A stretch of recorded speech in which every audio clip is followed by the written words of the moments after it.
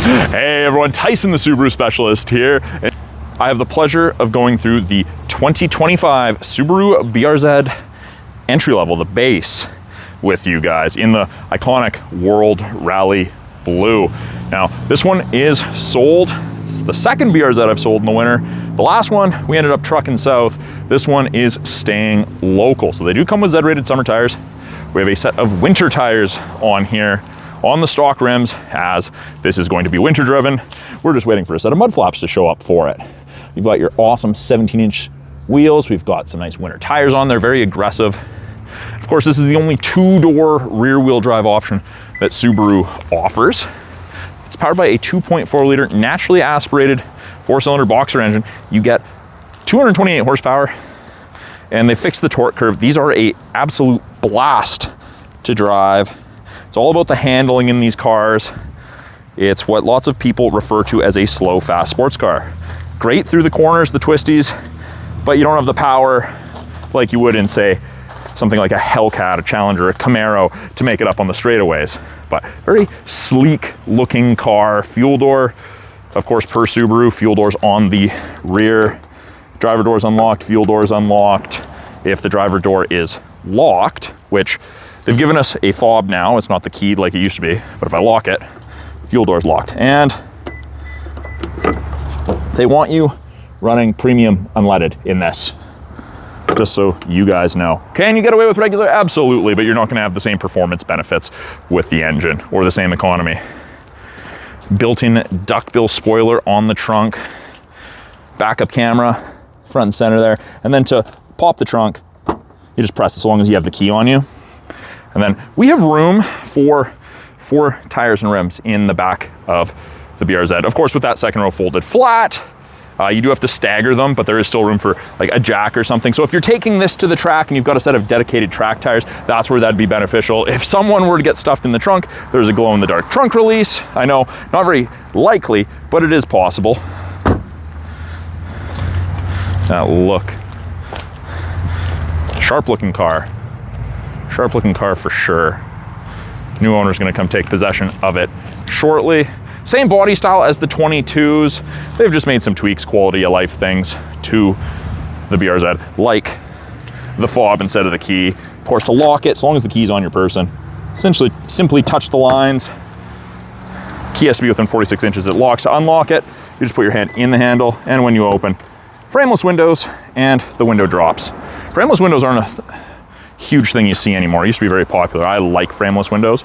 Door card, hard touch plastic, soft touch. We've got a soft touch armrest with the red contrast stitching. We've got a cup/bottle holder. Both windows are auto, and we've got window lock there. Now, on the inside, of course, bucket seats, and the entry level has the cloth, no ultra suede with leather bolstering, anything like that, just cloth with the red contrast stitching. We've got the seatbelt holder to access the second row or put groceries in. Pull on that and simply flip it back. I quite like the seatbelt holder just with the position of your seat. A lot of the time, that's gonna make it so much easier for you to actually grab your seatbelt. We have scroll wheel for the brightness of the gauges, trunk release, circular vents, which I'm a huge fan of these style of vents. I like these. I know it's something small, but I like the design of it. Aluminum pedal covers with the rubber grippies. Still have a couple pieces of plastic on there that we're gonna end up peeling off. And I get asked about the fourth one all the time. Just a dead pedal for when you're not gonna be clutching, and it's just a good place to rest your foot. Trunk release, or hood release, sorry. Pretty deep in there. Lots of people go looking in the wrong spot with that. Easy enough to access. I'll show you guys under the hood towards the end of the video. On the inside, and it's definitely a step down and in. If you're a taller person, it's a little bit to drop. Got a leather wrap steering wheel with red contrast stitching. To start it, it's not foot on the brake, it's foot on the clutch. Has to have your foot on the clutch. We've got our digital gauge cluster, which is really nice. Steering wheel itself, bottom left, tilt and telescopic, so you can adjust it to your exact driving preferences. We've got our Bluetooth and audio controls on the left-hand side of the steering wheel. Switch between presets and the like. And you can see it'll just switch between all our presets. Right-hand side, we have the distance for our adaptive cruise, because even in the manuals, we get the eyesight cameras now, automatic emergency braking, and we've got adaptive cruise. We also have the ability through that to navigate through our menu. It'll give us different information depending what we want to look at. The eyesight settings, acquisition, you can make it beep when it sees a vehicle ahead of you, how fast it's going to go back, drive lane, which is more for if you're driving in a country that's left-hand drive versus right-hand drive, lane departure warning, pre-collision braking, all on. What you're listening to, G-force meter, lots of stuff you can kind of customize and go through, which is really nice. Below that on the steering wheel, we have cruise control. We have Subaru Toyota combo infotainment system. It is all touchscreen, but we also have the physical buttons here. Radio, media, phone, pretty self-explanatory apps. We have wired Apple CarPlay and Android Auto. You can add shortcuts if there's somewhere in the menu you go all the time. You can set maintenance reminders, really easy to do. And of course, when you put this car in reverse, backup camera pops up, shows you the top of the bumper there so you have something to relate to. And I'll show you on the shifter, of course. Entry level only comes as a 6-speed. Reverse is collar up, over, and forward. And of course you can confirm by that. But yeah, very close shifting. It's a nice ratio, 6-speed. Nice to drive, they're a pleasure. If you haven't had the chance, I do recommend getting behind the wheel of one, they're a blast. It is still dual zone climate control despite being an entry level model. And it ranges from 30 on the high side all the way down to 15. Freezing to tropical. Easy to sync it back to just driver controlled. We've got our fan strength. Mode here changes where the airflow is being directed. And it shows you up there where it's being directed. Turn it all off for if you're at the track or autocross, something like that. You're not just cruising around. Heated mirrors and back window. I really like the synthetic shifter boot. It feels nice. I know that's something that's a little bit odd to focus on, but it is there. It is nice. Of course, we got the traditional handbrake. Easy enough to rip drifts with this. And then we have the ability to turn off traction control. And it just displays up top, track off. We have sport mode. And you can see it kind of changes your center. Sport. And I had accidentally hit the button for voice controls. And we're just gonna exit that. Canceling. Funny enough. And then we have track mode, and you have to press and hold for that, and it turns off traction control, and it changes your digital speedometer to the small, and then your tack up top being the primary, which is very nice. If you ever go to the track, do autocross or the like.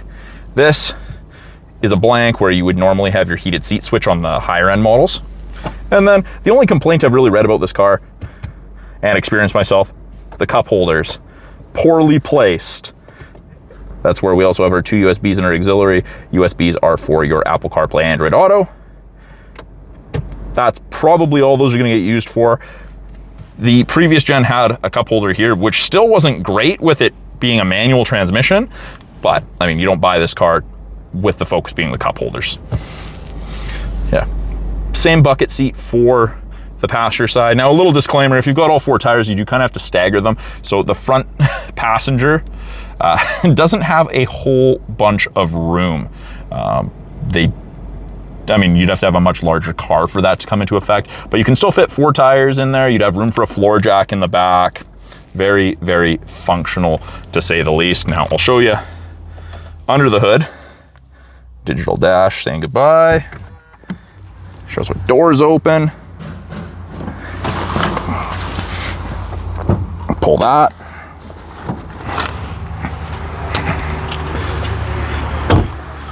And just like every other Subaru out there, hand in to the right of the logo, facing down, move from right to left, pops it open. There's our 2.4 liter naturally aspirated Boxer engine, 228 horsepower. And pretty much everything in yellow is what the average consumer is going to touch. Your coolant, your dipstick, your oil filler with your top mount oil filter, your washer fluid reservoir, and of course, clutch brake fluid side by side there. Really, it's the brake fluid that you'll most likely be touching. Easy access to the air filter. It is kind of a ram air. It's not cold air intake because it's an enclosed box, but it is kind of ram air, which is nice. And then to close these, I just like to drop them. I don't like to put my hands on it and push down, as that makes it feel like I'm going to dent it. Now I'm gonna turn on those headlights because I didn't show you guys what those look like. And I mean, with the weather right now, you're probably not gonna notice a massive light difference, but I think it's a good look for sure. Very sporty looking car. Front end of the car is very Porsche-esque, if you ask me. I don't know if you guys agree or not, let me know. LED headlights with your daytime running light. It's a good looking car, my opinion, of course, but only rear wheel drive offering, only two-door offering that Subaru Canada offers. That's a very, very quick walkthrough of it. Normally, I show you guys where the fix-a-flat kit and everything is, but with the tires in it, kind of hard to do.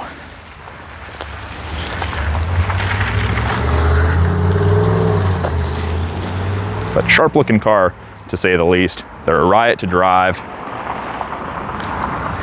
And he plans on driving it year round. So thank you for sticking with me through my quick walkthrough of the 2025 Subaru BRZ base. I'm Tyson, the Subaru specialist from Subaru Prince George. If you guys have any questions about this car behind me, anything in it, any of the features, any of the functions, something I didn't elaborate on for you guys, please put it in the comments below. Love hearing from you guys. Thanks for watching, everyone. We'll talk soon.